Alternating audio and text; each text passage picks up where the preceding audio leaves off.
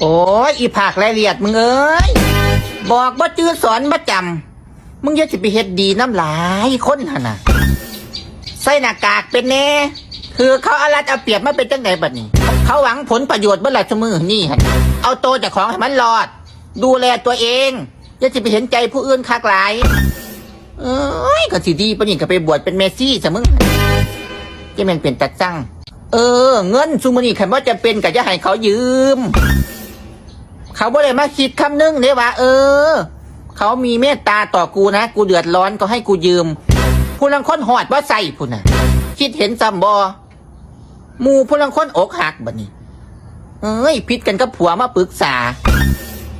แล้วบ่แล้วดีกันกับผัวบ่เว้ากับเฮาพ่อเม็ดยามเฮาเฮ็ดดีนำนั่นบ่เคยย่องบ่เคยย่อดอกบ่เคยจำยามเฮาเฮ็ดดีซอยหั่นน่ะเฮ็ดดีนำหั่นน่ะมันจำตอนไหนมึงหูบ่จำตอนเฮาบ่ซอยพี่น่ะมันจำพี่พี่น่ะซอย10 เทื่อ20 เทื่อแทนที่สิจื้อสิจำไว้ว่าอีนี่มันซอยกูเด้อซอยเรื่องเงิน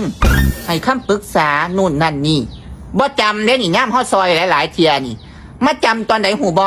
มายืมเงินบ่ให้บ่นี่ทีเดียวนี่ล่ะจำกูเลยว่ามึงบ่ให้เงินกูบ่เว้ากับมึงนี่กูปงแล้วกูบ่แค่จื้อไว้จะสิไปเฮ็ดดีกับคนมากง่ายเลือกดีเฉพาะคนที่ดีกับเฮา